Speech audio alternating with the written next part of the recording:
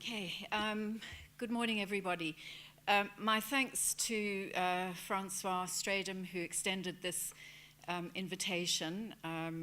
He wanted me to talk about capabilities, so he's responsible for the invitation, but Francois, I won't hold you responsible for the content.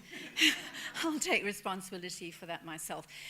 This is a conceptual paper, so the argument has been worked out quite carefully, so I'm not going to use PowerPoint slides. So the only two slides are that one and the one which gives you the outline of the paper.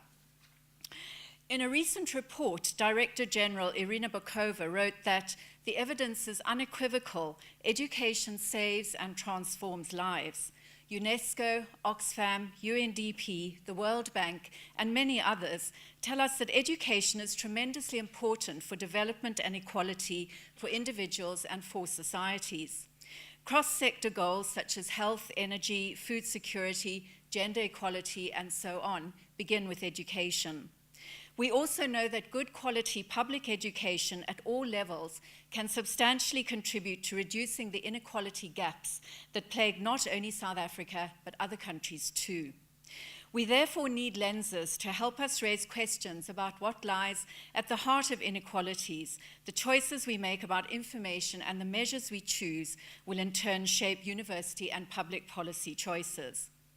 To explore this in relation to higher education arrangements, my paper puts forward the capabilities approach, a normative approach which argues that social and educational arrangements should expand people's valuable capabilities.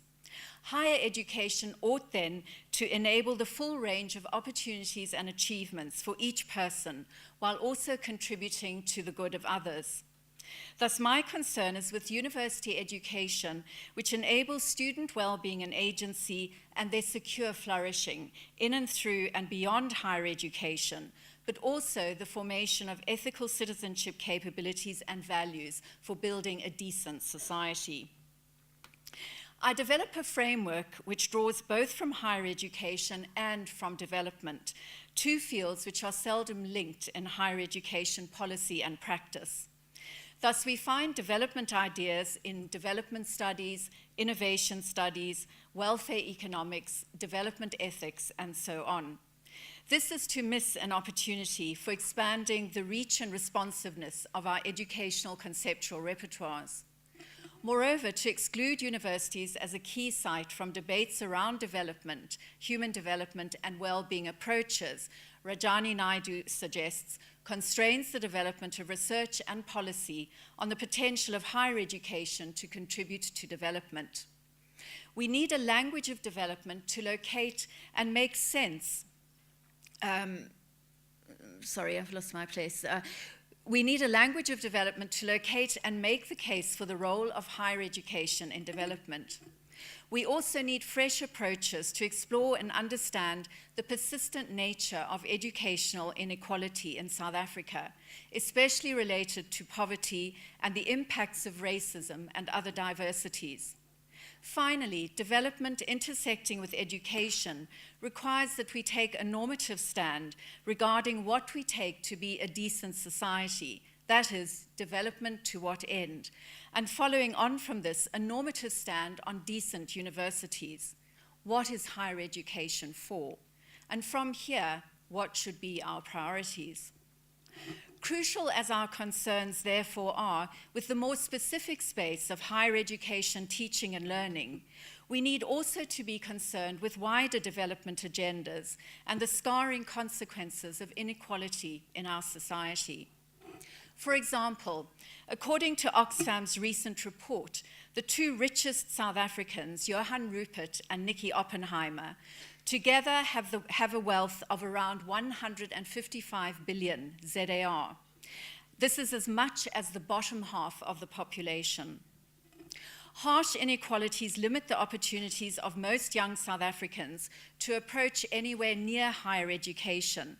And for the minority who make it, most, as we know, around 55%, will not graduate with a degree. Such conditions also affect health, political participation, and constrain aspirational pathways. Moreover, as Oxfam notes in its report, extreme inequality corrupts politics, hinders economic growth, and stifles social mobility. It squanders talent, thwarts potential, and undermines the foundations of society. These conditions are not good for our public universities. I suggest that we need to find ways then to interweave our distinctive concerns for teaching and learning and individual student success with attention to higher education's role in advancing transformative human development and economic development, which is equitable, rights-based, participatory, democratic, and accountable.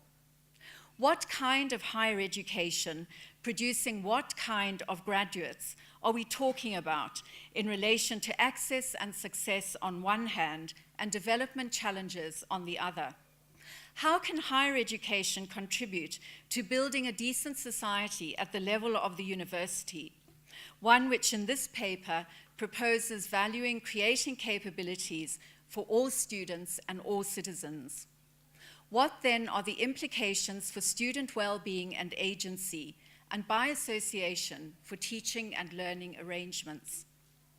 So this paper seeks a way forward through a better engagement by higher education with development theories and frameworks of thinking.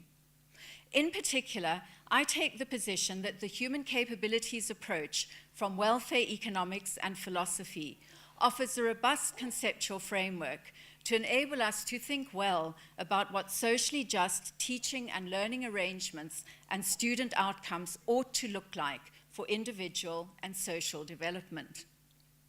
A focus on educationally valuable human capabilities and the formation through teaching and learning of plural student functionings can take us forward for intersecting student and social development.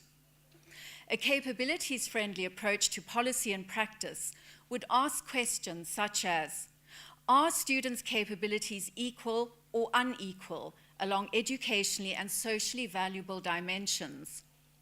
What do students have reason to value doing and being now and as future persons, informed and shaped by their education and experiences at university? What shapes unequal educational life chances, including how advantage for some can perpetuate inequality as the natural order of things? Such concerns are well captured by Elaine Unterhalter's formulation that equality in education needs to ask about three levels of equalities. Equality of what? For example, the resources which enable access to higher knowledge. Equality of whom? For example, between working class and middle class students. And equality of how? For example, teaching which enables confident student identities. And I would add a fourth dimension, equality of what social benefits? For example, developing professionals oriented to high quality public service. To illustrate this, I draw now on student lives in higher education, and I'm grateful to one of my PhD students, Oliver Mutanga, for allowing me to use material from one of his interviews in his study on students with disabilities, and the other is drawn from a 2009 study by the Council on Higher Education, looking at access and success. I start with extracts from Mutanga's interview with one of the students in his PhD study. Lorata is a 25-year-old working-class young woman, a wheelchair user in her fourth year of studying law. She has faced challenges within the university, accessing buildings, lack of support from teaching staff, attitudes of other students, and lack of emotional support from family. But she has persevered. At the time of the interview, she was repeating a course module and was quite disappointed by this. Lorata explains how she thinks others perceive her, and the rest of it is in her words. They always compare. You are disabled and I am normal. I say, because you can walk, you say you are normal? What is your definition of normal? A lot of people say, oh shame, this disabled student. Every time you get someone to push you, they say, I see you around campus. I wonder how you cope. Are you coping? Are you all right? Do you cope with your studies? I mean, I would get 50% in my studies, and I'm upset about it. And everybody is like, Oh, this is very good for someone who is disabled. The teaching differs from each lecturer, she says. You get those lecturers that teach you like you are doing your doctorate, while you are just a first or a second or a third year student. They treat you like you know most things. When you go to them and say, I don't understand, they say, what is there not to understand? You can't exactly say, I don't understand the way you teach. They just say, I did my job, I gave students what I had to give them, that's it. And at the end of the day, you have to go and write exams. At the end of the day, you are the one that struggles. They take you so lightly, but it affects our progress. Recently, I had one of my lecturers offering me one of the audio recordings of her lectures.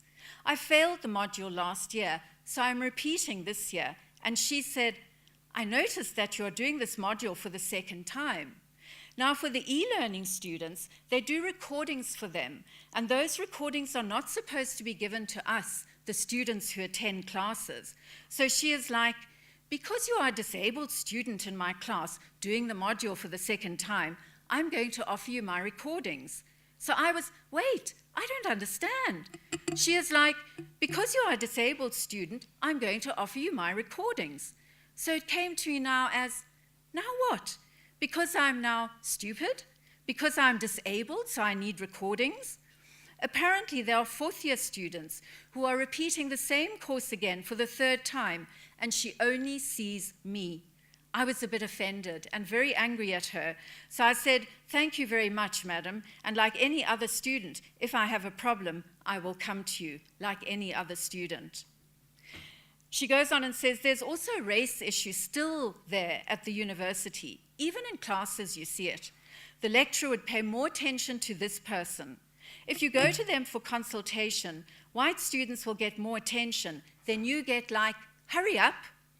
They also have this tendency to speak in Afrikaans and everything. And what if I don't know Afrikaans? So it is still the thing of black and white happening.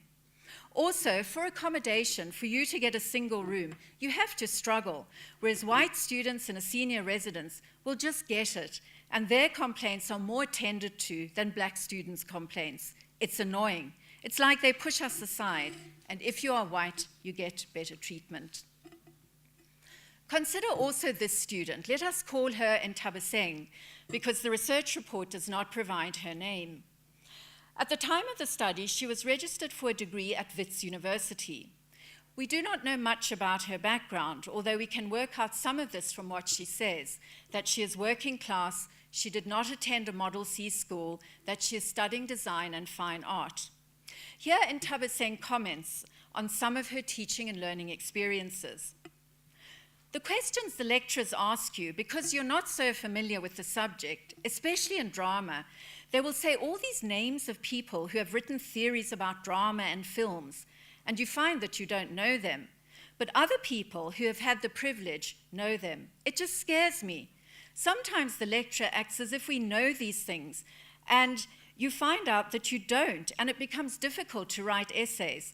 I don't even know how to use the internet. In class, when we were asked a particular question, I could not answer, but I could not show that I don't know. Even though I could be having an idea, I could not say because I would think that it is wrong. So I would just let the other people talk, including the black people who grew up around Gauteng, because they had the privilege of going to multiracial schools. I remember I did design and drawing, and when we were in class, they were talking about all those terms like abstract and realist, and everyone seemed to know, and I didn't. So I only stuck to what I knew, and if I got 50%, then I was happy, and I would not struggle to get 80 or something like that. Well, I quit design and fine arts because it was just too difficult for me. I couldn't stand the pressure. Like when we were in class drawing and the lecturer would walk around to comment, I could see he would go to some people and make detailed comments, but when he came to me, he said very little, and I felt that perhaps my level of competition was lower than others. I couldn't stand the pressure. Some lecturers have this attitude that you must know these things. I remember I went to one lecturer for consultations. There was something that I didn't understand on the essay on what he wanted us to do. I don't remember exactly what he said, but it was like he didn't want to listen to what I was saying. I explained that I didn't understand, and he was like, there's nothing I can do to help you, and what you have to do is go to the internet and research, because I gave you the essay topic, so you just see what you can do. To me, I expected him to explain a little bit more on what he expected, but he just told me to go to the internet and research. I thought he was not kind. And then there's this thing that they say, this is varsity. We are not here to spoon feed you, that they are lecturers and not teachers. I don't understand that. I mean, a lecturer, a teacher, what's the difference? You're all helping, so you have to help us. Sometimes you ask a question, and they look at you like that is a stupid question. They tell you this is not high school, this is varsity, and you should do 90% of the work, and we do 10% of the work. They give you stuff, and they do not explain how to do it. But this year, we got a new lecturer for performance, and he is very helpful. He doesn't mind even to just go to his office to sit and talk. He understands that with performance, we have different levels of development. We can't all develop at the same level, so he treats us differently. Whereas with other lecturers, they expect that you should be at the same level. And if you're not, they don't take you into consideration. They just concentrate on people who can catch up very fast. But he concentrates on the process, on individual process. You can also relate to him, not in a very personal manner, but in a comfortable way. And in the rest of the paper, I'll try and show how these two lives interweave with the conceptual approach in the argument. So consider now the lives of Lerato and Ntabiseng. They seem to have adequate financial resources and both attained the matric grades to come to university. On the surface, both appear to have good opportunities, which have enabled them to access higher education, unlike the majority of South African school students. At one level, there's parity with white and middle-class and able-bodied students. But they face other educational and social inequalities beyond the income resources and grades for attending university. What theoretical approach would help us to explain both their situations and the inequalities they face? Do we give them more money? Do we ask how satisfied they are? Do we ask what both are able to be and to do? The paper proposes the last approach, capabilities, conceptualized by Nobel laureate welfare economist Amartya Sen, and further developed by philosopher Martha Nussbaum, as an alternative way of thinking about equality of what in relation to human well-being. In the capabilities approach to development, the focus is not only on a single measure, for example, of income as an end in itself. The question is, what is the resource for? Thus, Sen rejects GDP or average income in a country as the single measure of human well-being, because wealth is the means but not the ends of development, and further, does not tell us how wealth is distributed. This is captured in Nussbaum's quote from Charles Dickens's Hard Times, in which Sissy Jupe, daughter of a circus performer, is talking about her experiences in Mr. Gradgrind's approach in his Coketown school. Sissy recounts to Louisa, and he said, "Now this schoolroom is a nation, and in this nation there's 50 million of money. Isn't this a prosperous nation? Girl number 20, isn't this a prosperous nation? And aren't you in a thriving state?" "What did you say?" asked Louisa. "Miss Louisa, I said I didn't know. I thought I couldn't know whether it was a prosperous nation or not, unless I knew who had got the money and whether any of it was mine. But that had nothing to do with it. It was not in the figures at all," said Sissy, wiping her eyes. Of course, beyond this concern with figures is Mr. Gradgrind's refusal to entertain notions of imagination or relating to his students as persons, not numbers. This, too, is not to be found in figures and facts or national wealth. A focus on the facts and figures of GDP can give a high ranking to countries, even if they are unequal in all sorts of other ways. I think University Rankings does that too. South Africa, for example, is classed as a middle-income country. The GDP or average income of South Africa, the resources that the university has, or even the average allocation per student, does not tell us enough about distribution to each student or about forms of inequality beyond the economic, such as students' meaningful participation in higher education. Nor does the contemporary neoliberal logic of the human capital focus on higher education for economic growth tell us much about the hopes of Ntabiseng or Lerato, of their struggles for higher level skills and knowledge, how there are other things that are important in their lives and identities, or what the circumstances are that have affected their access to and participation in higher education. Nor does it have much to say about the non-instrumental value of work beyond university, despite being greatly concerned with economics. For example, say Stiglitz, Sen, and Fitoussi, paid work matters for quality of life, partly because it provides identity to people and opportunity to socialize with others. Thus, work after graduation matters more than contributions to economic growth and, says Andrew Sayre, has considerable ethical significance. So a resourcist approach, even if it was egalitarian in giving each person an equal amount, would still not tell us about their ability to convert their bundle of resources into actual achievements, like gaining a degree in the field of the student's choice. It would not tell us that Lerato needs more resources to move freely around campus, or that both she and Ntabiseng need more supportive conditions to learn well than students from advantaged backgrounds. Of course, decent income, for example, adequate financial aid, is tremendously important for overall life satisfaction, as economist Angus Deacon shows us, and which students confirm. Thus, a Wits sociology student in the CHE study highlighted her own difficulties. Her mother is a domestic worker and her father unemployed.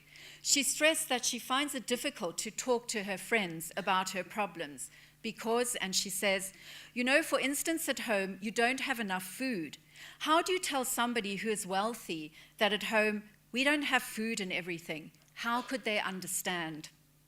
But what is at issue here is not only the lack of food, a resource issue, but the embarrassment or lack of dignity which goes with this, and the failure by advantaged students to understand inequality. This is not captured by a resourcist approach. Lerato also has sufficient funds, a good quality student residence place, and a motorized wheelchair. Is this enough to capture her flourishing? Sen's argument is that income and economics is not a proxy for all aspects of human development, in our case, in higher education, or the plural good things, not just a single measure like income, that make up a flourishing life. We know that Lerato struggles to get around the campus and that sometimes her lecturers try to help, but in doing so label her as disabled, for example, offering to audio record lectures. Ntabiseng, we know, dropped out of her course, but not for financial reasons. Both comment on the pedagogical differences in their lecturers, even though all are reasonably well qualified. So income alone does not help us to know at what equalities policy ought to be aiming in higher education. Thus, the question we ask is, once sufficient resources are in place, have we done enough to implement higher education which is equitable and transformative? Will transformation flow from resources? Can we then say that our best resourced and richest universities are the most transformed? Nor, argues Sen, should we only ask about people's perceived welfare, that is, how satisfied people are with their achievements and their lives, and then aggregate satisfaction across a nation. Although we would certainly want to know the answer to this question, it is not the only question we need to ask, and we would also want to know how satisfaction is distributed. The difficulty here is that people adapt to bad circumstances. Generally, in adapting to the bad, they ask and expect less. Lerato says she is satisfied with her university education, yet we also know that she is not doing all that well in some courses, even failing modules. Ntabiseng seems to have lowered her expectations when she said, I would not even try hard to prove myself because I know I would fail. So I only stuck to what I knew, and if I got 50%, then I was happy, and I would not struggle to get 80 or something like that. Have we then done enough for Ntabiseng's well-being because she is satisfied with her 50%? Sen would respond that neither income alone nor subjective satisfaction are sufficient to evaluate people's well-being and their quality of life. Instead, he proposed that we evaluate each person's capabilities and functionings as the metric of equality. Who has more or less capabilities and functionings in comparison with other students? His approach asks us to consider what people value being and doing, their functionings, and to work educationally to increase their freedoms, their capabilities to be in those ways or to do those things in terms of living lives they regard as good. As Nussbaum explains, we ask not only about a person's satisfaction with what she does, but about what she is in a position to do, what her opportunities and liberties are. And we ask not just about the resources that are sitting around, but about how those do or do not go to work, enabling a university student to function in a fully human way. Functioning achievements, beings and doings, indicate what a person manages to do or to be in comparison with others, thinking critically, writing good essays, having good friends, and so on. Thus, the functioning may be critical thinking, and the real opportunity for advancing our critical capacities would be the corresponding capability. Or the functioning may be confidently participating in class. Being confident to participate would be the underlying capability.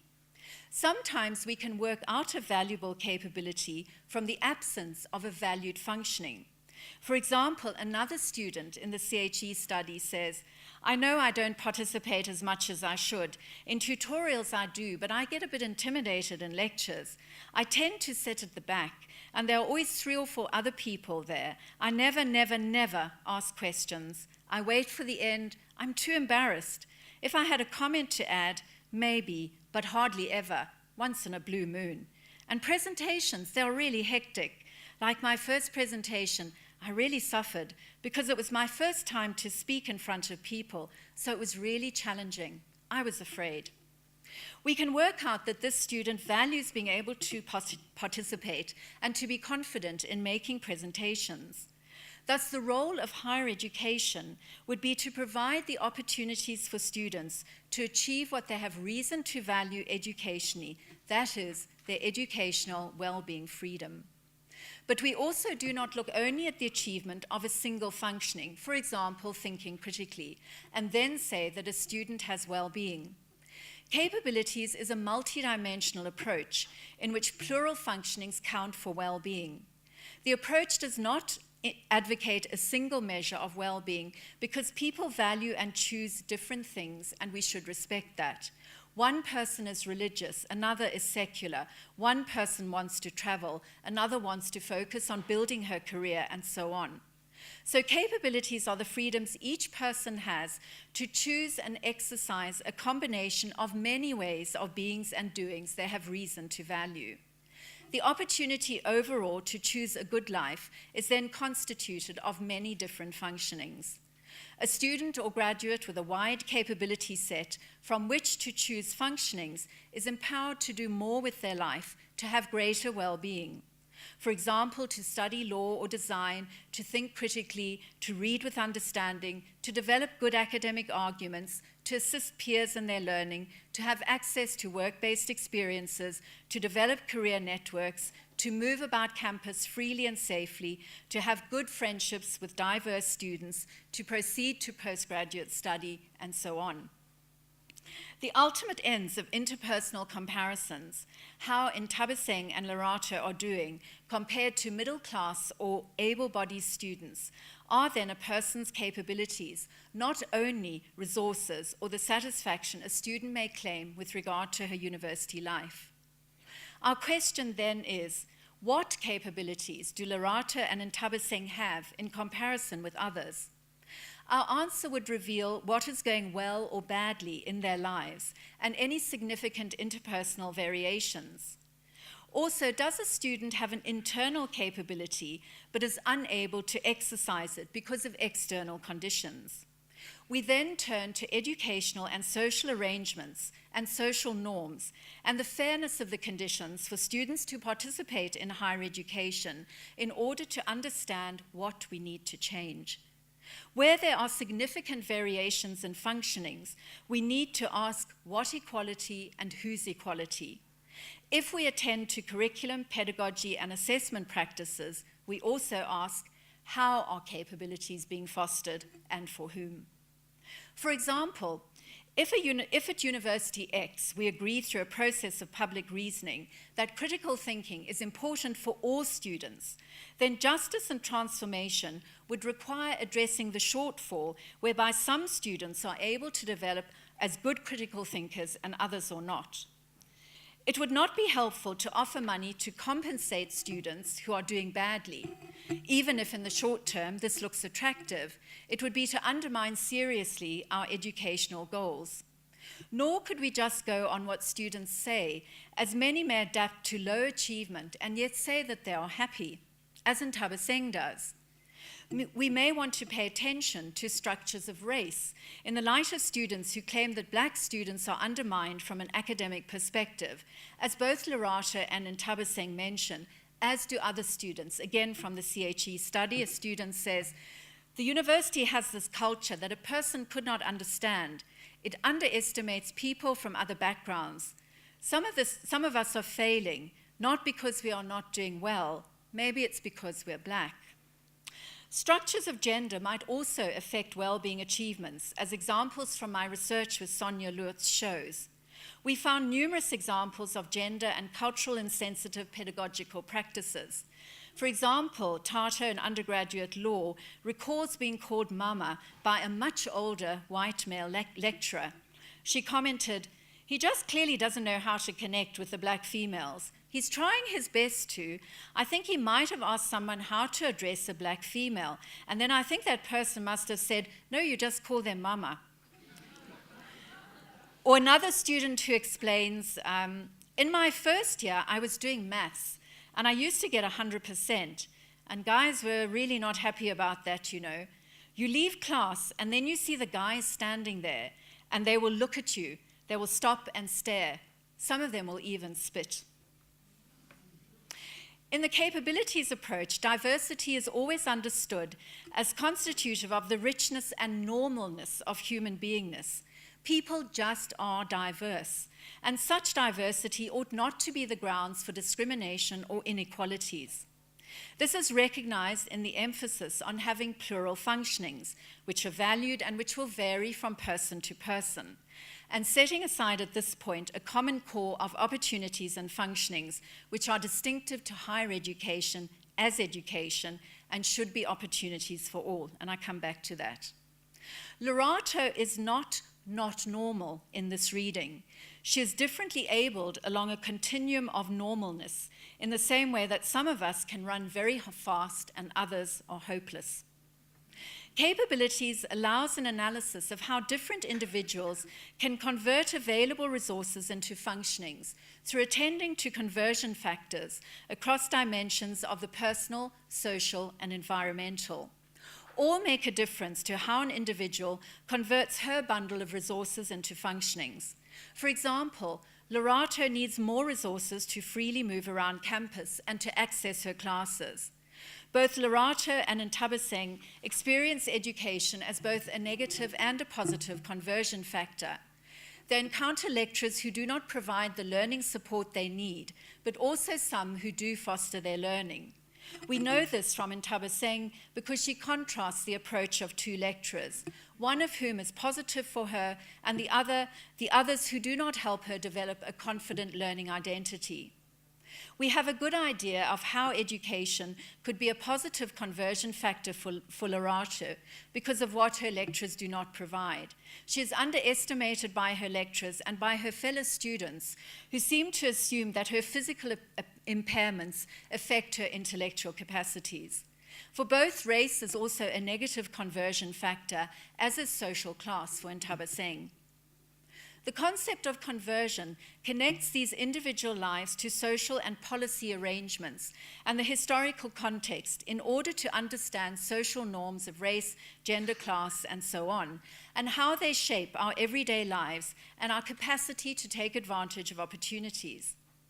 They point us in the direction of unpicking how inequality is embedded in society, in schools, and universities and in relationships. In short, if the opportunity to develop capabilities and valued functionings is uneven, we look to these wider arrangements to understand what is unjust and needs to be changed to enable well-being in each student's life. In a capabilities-friendly approach, education would aim to secure and distribute valuable education capabilities to diverse students, women and men, black and white, rural and urban, and so on. Paying attention to the social arrangements in education, pedagogies, institutional culture, curriculum, education policy, and so on, and to conversion factors and barriers that might impede the development of opportunities and valued outcomes and the pursuit of a life of our own choosing as a key element of development.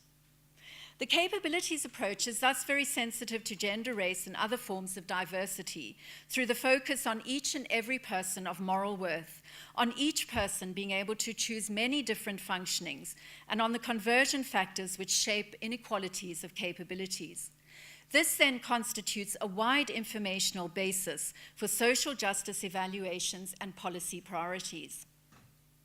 There is, however, the further educational issue, that of selecting worthwhile capabilities, which are valuable in terms of social justice educational aims and adjudicated by what we take to be a decent society for all.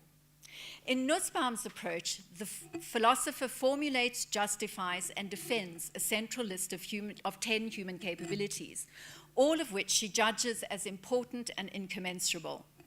To remove any of the central capabilities would be to make, she says, a life not worthy of human dignity. Sen's approach is, by contrast, deliberately incomplete. He accepts that there are some basic capabilities which could be agreed by everyone, for example, those captured in the Human Development Index. For Sen, the process of public discussion is crucial, with people and not just governments as co-creators of development, agreed capabilities, and change. Therefore, he does not stipulate a canonical list, nor how different capabilities should be combined into an overall indicator of quality of life. My approach steers somewhere between these two, and it's to argue for workable agreements around at least some worthwhile higher education capabilities, because we need a yardstick to judge whether things are more or less just and fair and educationally effective. Moreover, Sen and Nussbaum have in mind lists that relate to the whole of life, whereas my interest is the specificity of education capabilities. An open-ended approach may not work so well if it comes up against erroneous common sense understandings of disadvantage. For example, people might not understand that gender equity is not settled even though the overall majority of undergraduates are now women. Or staff and students might not have sufficient awareness of the lives of students with disabilities, or well-off students of the lives of students who do not get enough to eat. Or there could be problems arising from persistent racial discrimination at our universities, such that we want a functioning to be developed that addresses this. While Sen has an unshakable faith in human reasoning to decide on what is good, this may not work well in the face of power, inequalities, and also blinkered advantage. I want to suggest, after giving some thought in writing this paper, that Nussbaum's architectonic capability of affiliation may be foundational for a capabilities-friendly higher education. She explains affiliation in this way: being able to live with and toward others, to recognize and show concern for other human beings, to engage in various forms of social interaction, to be able to imagine the situation of another, having the social bases of self-respect and non-humiliation, being able to be treated as a dignified being whose worth is equal to that of others. As she notes, advancing and securing this capability means protecting institutions, including universities, that can nourish affiliation, so that university educational arrangements can support the capability and the flourishing it enables.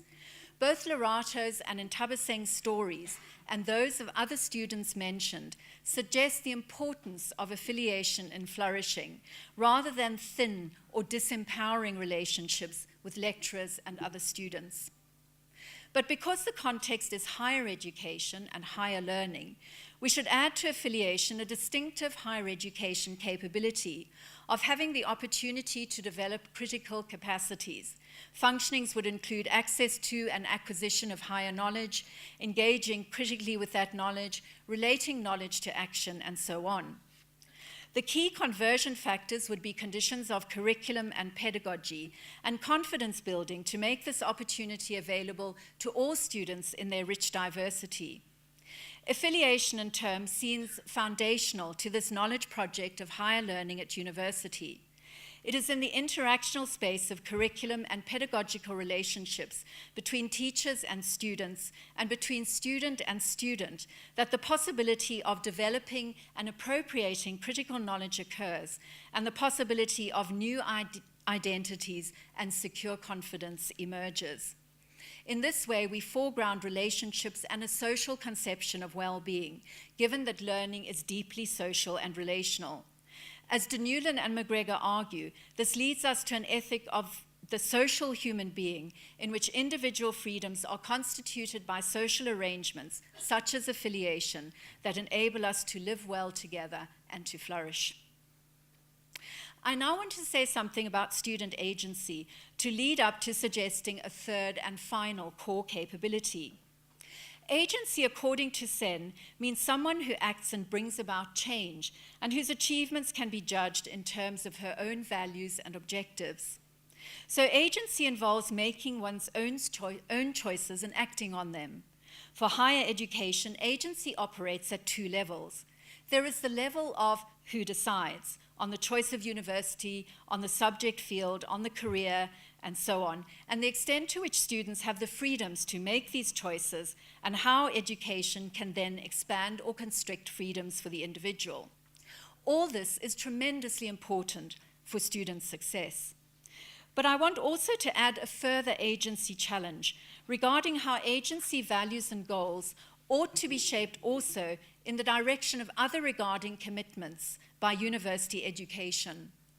Because Sen emphasizes that people reason about how they ought to act, he enables the potential for reflexivity and the moral capacity to develop a conception of the good. Thus, students can scrutinize their values and their choices.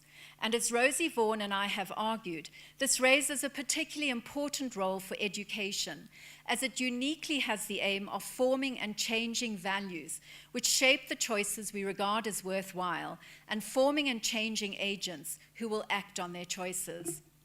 While philosophically, capabilities would appear to support an individual maximizing calculus, that is, what each person has reason to value being and doing for their own good life, a concern for and obligations to others directs this maximizing calculus to take into account the improvement of the well-being of others as a means to my own well-being. What I have reason to value as significant to my own good life then includes advancing the well-being of others. Higher education could play a role in shaping such ethically worthwhile and non-instrumental personal calculations. Students could learn to deliberate about the possibilities for a life well lived and develop insight and awareness about choosing lives of meaning and accountability. For example, students could reflect and deliberate on the reasons and values upholding their agency, develop a sense of self-efficacy that action for change is possible, and question and reassess prevailing norms and values that hold inequalities in place and hence need to be changed. They could learn that being advantaged, having a wide capability set, generates obligations to others. Thus, if someone has the resources, the capabilities to make a change that he or she can see will reduce injustice in the world, there is a strong argument for doing that. In this way, we advance our agency, but also our well-being by contributing to the flourishing of others' lives. If we care also, as we ought to, about higher education and society, then a third capability would need to be added to affiliation and critical capacities, that of ethical citizenship. At the beginning of the paper, I noted the severe inequalities in South Africa. People living in poverty have no recourse to services other than those publicly provided by graduate professionals in public schools, in public health, through public infrastructure and housing, and so on. Thus, producing indifferent and poorly trained social workers, nurses, teachers, and health professionals at universities will not help those in poverty or contribute to building and sustaining a decent society. Beyond individual student well-being at university, how then can we expand well-being to include the well-being of those beyond the high fences and guarded gates of the university, persons whose flourishing could be enabled by our graduates? We need forms of higher education which can nurture social consciousness among those with the privilege of university education in an unequal society, so that graduates could intervene and play a significant role in transformative development, both by contributions to good quality and public services and by broadening civic participation and consolidating democratic reforms. In contexts of severe inequality, in South Africa, a Gini coefficient of between 0.6 and 0.7, depending on whose analysis is used, it would be unfortunate if higher education removed itself from contributions to development freedoms and affiliations to the lives of others. Gonzalez puts the case for Mexican higher education and the transformation there of socio-political conditions in a country also with serious inequality problems. Her argument for the educational goal of ethical and citizenship consciousness among future graduate leaders holds also for South Africa. She says, "It is essential to develop a morally mature and participative citizen profile in every person. This goal requires the promotion of ethical and citizenship education, including and especially in higher education. Graduates will become leaders in a relatively short time. It takes 8 to 9 semesters to get a diploma, and they will have opportunities to change things." As Gonzalez argues, by the time students graduate, they should be able to, and she writes, to reflect and act politically on public issues. They should have developed the sensitivity and the capacity to act ethically and responsibly towards their fellow citizens in need. They should be prepared to become professionals respectful of human dignity, professionals concerned with the common good, justice, and equity issues. And they should be eager to work for the realization of democratic ideals, not only for themselves, the privileged ones, but for the whole country. Of course, this is a challenging agenda, to work at the level both of social development and student development. There's always the temptation to think that if access is inclusive, the social development work of a university has been achieved by enabling students from poor backgrounds to gain a degree and much improved employment opportunities. But there's also no reason why ethical and citizenship capabilities should not be built into teaching and learning across subject fields and into foundation courses in the curriculum content, in the form of pedagogical arrangements and in activities and practices that offer opportunities to students to engage themselves in actions for social and environmental improvement. In conclusion, then, taken together, my proposed partial listing of capabilities, affiliation, critical capacities, and ethical citizenship should be advanced by public policy and fostered whatever other capabilities a university might choose. This would constitute the basis for comparative assessments of justice, which situations are more just than others. It would be both demanding for higher education evaluation and yet only the minimum threshold, with all universities having to develop further capabilities and functionings suitable for their contexts. Moreover, this core list would address all 4 equality questions for university education. What is distributed, minimally, 3 core higher education capabilities? To whom do Lerato and Ntabiseng get the opportunity to develop the core higher education capabilities and the relevant functionings? How are the capabilities distributed? Are teaching and learning arrangements enabling for Lerato and Ntabiseng? And for whose benefit and freedoms are capabilities distributed and functionings acquired, not only for Lerato and Ntabiseng, but also for those living unequal lives beyond the university gates? Finally, while I think capabilities has much to offer conceptually, I want briefly to signal a few gaps in the approach. The CA is a framework rather than a theory. This makes it both flexible but also vulnerable to domestication.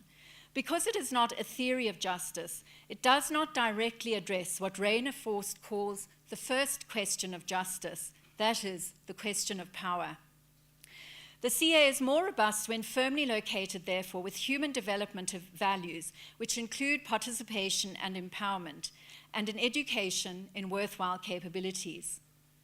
Secondly, the CA does not deal well with the socialness of well-being, as noted earlier, which makes it open to capture by highly individualized and decontextualized accounts of well-being. Thirdly, while the capabilities approach may take us to history, it does not necessarily do so. So we need to historicize our data, our evidence, and our explanations. Finally, it might be thought that the capabilities approach underplays the contribution of economic factors. This, I think, is incorrect. What the capabilities approach says is that attention only to the economic does not settle the challenges of well-being and agency. The focus on multidimensional well-being, as I see it, requires that we attend to the economic, the social and cultural, and the policy political by working iteratively from lives to structures, histories, and contexts with due attention to power.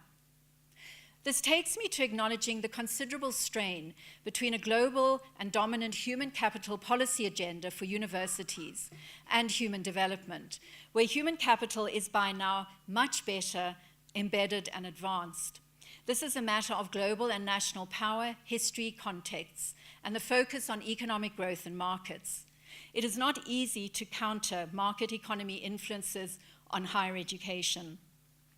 Nonetheless, higher education still has a potentially transformative role of renewing our common world, of inserting something new and unforeseen into our existing flawed world. As Hannah Arendt writes of the possibility of education, without newcomers, students, who are introduced into the world and taught to love it as their own, the world will die out. Higher education ought to and can make a real difference to the lives of young people from all kinds of backgrounds. It especially opens out opportunities for women and working class youth. It makes possible something new emerging from the pedagogical space between teaching and learning. It makes possible graduates oriented to public service. How higher education actually does this, with what effects for Lerato and Tabaseng and others, would need to be investigated empirically.